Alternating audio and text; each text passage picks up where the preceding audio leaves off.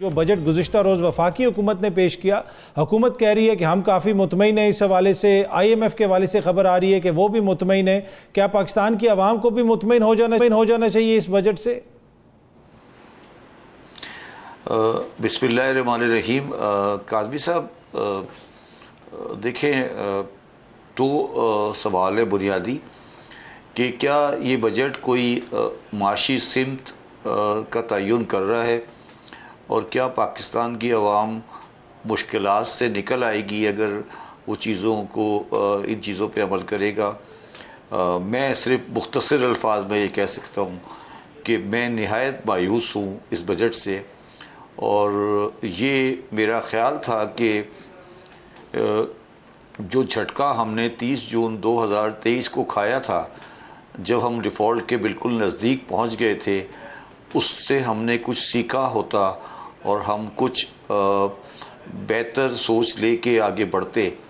मगर जो कुछ कल किया गया है उसके बाद मुझे तकरीबन यकीन है कि हम उससे बदतर हालात में चले गए हैं जहां पर हम कल खड़े थे। ठीक, पर सर कौन से ऐसे इसमें चीदा चीज़ें हैं जिनकी वजह से आपको इतनी मायूसी हुई? सबसे बड़ी मायूसी ये है कि इसमें कुछ है ही नहीं।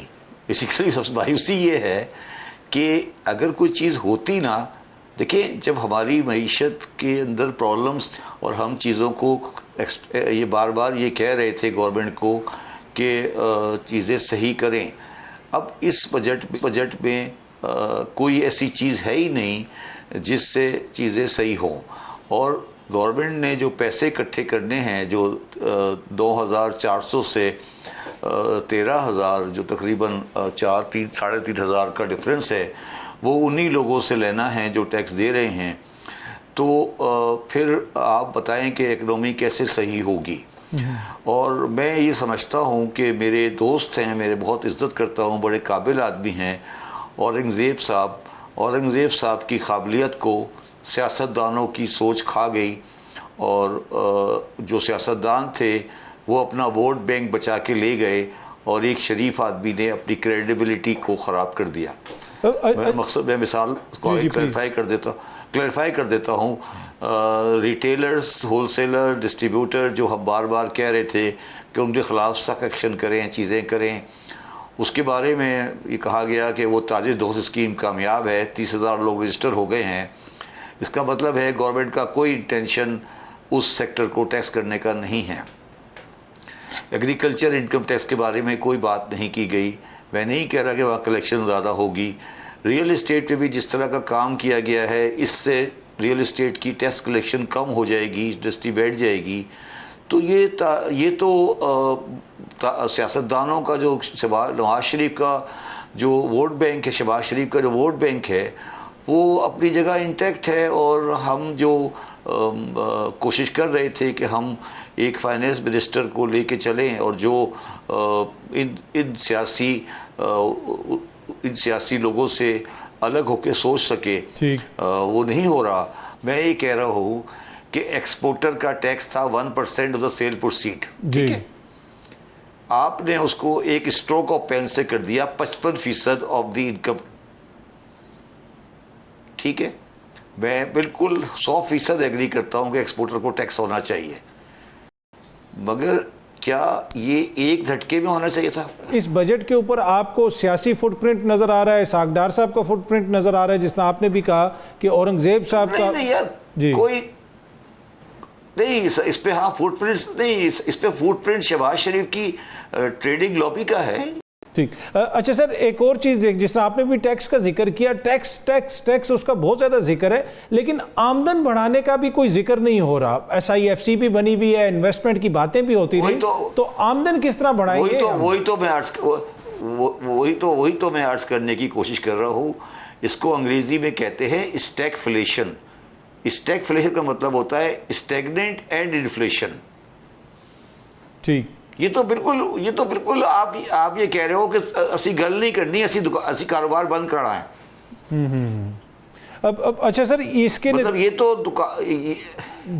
ये तो सीधा डॉक्यूमेंटेड इंडस्ट्री को बंद कराने का नुस्खा है सर। ठीक। अच्छा सर, इसमें ये सीधे इसमें आप कह रहे हैं कि जो इंडस्ट्री, जो लोग पहले टैक्स दे रहे हैं उनके ऊपर बोझ पड़ेगा और वो उस इंडस्ट्री की भी आमदन हो सकता है कम हो जाए। यार उस आमदन को आपने रेट इतना हाई कर दिया, वो वारा नहीं खाता ना। देखो मेरी एक्सपोर्ट, मुझे क्या चाहिए, डॉलर चाहिए ना, नोट तो मैं खुद भी छाप सकता हूँ। एक्सपोर्ट को अगर आपने हाथ डाल रहे हो और इस तरह तबाही की तरह हाथ डाल रहे हो, तो आप मुझे तो समझ नहीं आ रही। मैं तो कल हैरान रह गया कि इन्होंने किया क्या है बेसिकली। अच्छा, मैं आपको एक और बात बताता हूँ। मैं पाकिस्तान की 2 बड़ी एक्सपोर्ट कंपनियों का डायरेक्टर हूँ, ठीक है, इंडिपेंडेंट डायरेक्टर हूँ। आप मुझे बताएं कि आप इतना बड़ा एक्शन कर रहे हैं, आप बिल्कुल करें, कोई आपको मना नहीं कर रहा, क्या आपको एक्सपोर्टर को नहीं बताना चाहिए था? उन्होंने ऑर्डर्स लिए होंगे बाहर से, जो ऑर्डर्स लिए हुए उसमें जो उन्होंने कोटेशंस वगैरह दी होंगी, ये तो बड़ा मसला बन जाएगा एक्सपोर्टर्स के लिए। यार मैं आपको ये कह रहा हूँ ना, मैं यही अर्ज कर रहा हूँ ना, और हमारी बदकिस्मती ये है कि हम बेवकूफ़ों की तरह ये कह रहे हैं कि स्टॉक मार्केट बढ़ रही है, बड़ा अच्छा बजट आ गया। यही तो मुसीबत है हमारी। ये हम पता नहीं किस तरह की कौम बन गए हैं। मुझे तो सीरियसली अफसोस इस बात का है कि हमारा काम, हम कोशिश करते हैं कि हम किसी तरह अपने आप को सही कर लें, हम किसी तरह कोई सिविलाइज तहजीब याफ्ता कौम बन जाएं, मगर हम पता नहीं क्या हमारे। अच्छा सर, एक तो ये बताइएगा कि इस बजट के नतीजे में जो इस वक्त ले मैन आपको सुन रहा है, क्या वो एक्सपेक्ट करे कि आने वाले महीनों में महंगाई बहुत ज़्यादा बढ़ जाएगी? और दूसरा ये भी कमेंट कर दीजिएगा, ये सारे जो तहफ़्फ़ुज़ात का इजहार आप भी कर रहे हैं, दीगर लोग भी कर रहे हैं, अब ये पार्लियामेंट के अंदर मामला है, MNA हजरात जब ये डॉक्यूमेंट देखेंगे तो यकीनन उनको भी ये चीज़ समझ आएगी। हो सकता है वो इसको मंजूर ना करें या कोई तहफ़्फ़ुज़ात का इजहार करें। यार अत्तर साहब, क्या तुमने वाहियात सवाल किया है? किसका नाम ले रहे हो? MNA साहिबान, क्या बात की तुमने? क्या बात की है यार? तुम किस तरह के आदमी हो यार? सर वो लतीफा छोड़ा यार, लतीफा छोड़ा यार। यार किस दुनिया में रह रहे हो यार? यार आपने एक लतीफा कहा है लोगों के लिए कि MNA साहिबान को समझ आएगी, वो इस पर तहफ़्फ़ुज़ का इज़हार करेंगे। यार उनकी वो तो MNA पाकिस्तान में जो होता है, MNA पाकिस्तान में पार्टी लीडर का सेक्रेटरी या होता है।